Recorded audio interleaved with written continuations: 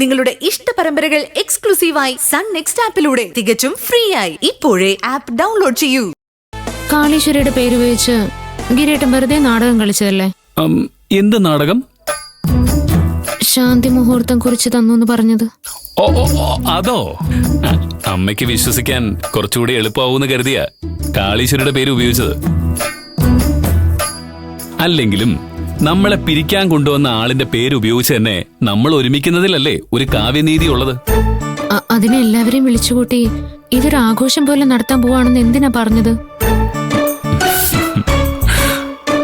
അമ്മയുടെ സ്വപ്നയുടെ ഒക്കെ നോട്ടം കണ്ടപ്പോ എന്റെ തൊലി ഉരിഞ്ഞു പോയി.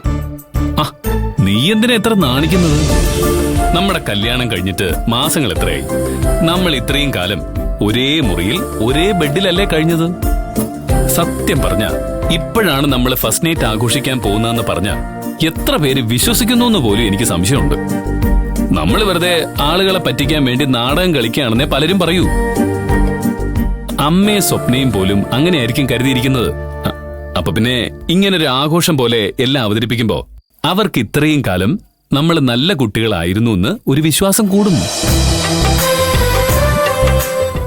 അതിൽ നീ നാണിക്കേണ്ട കാര്യമൊന്നുമില്ല. ഗിരിയേട്ടാ, എന്നാൽ ഇത് കുറച്ച് ഓവറായി പോയി. ഓവറാവട്ടെ.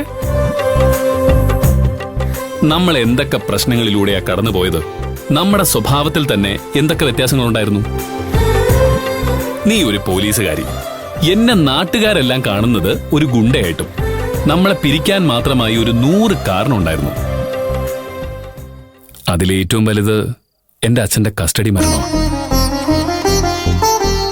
ഈ വീട്ടിൽ ഞാനടക്കം ആർക്കും ഈ ബന്ധം മുന്നോട്ട് പോകുന്ന ഒരു വിശ്വാസം ഉണ്ടായിരുന്നില്ല.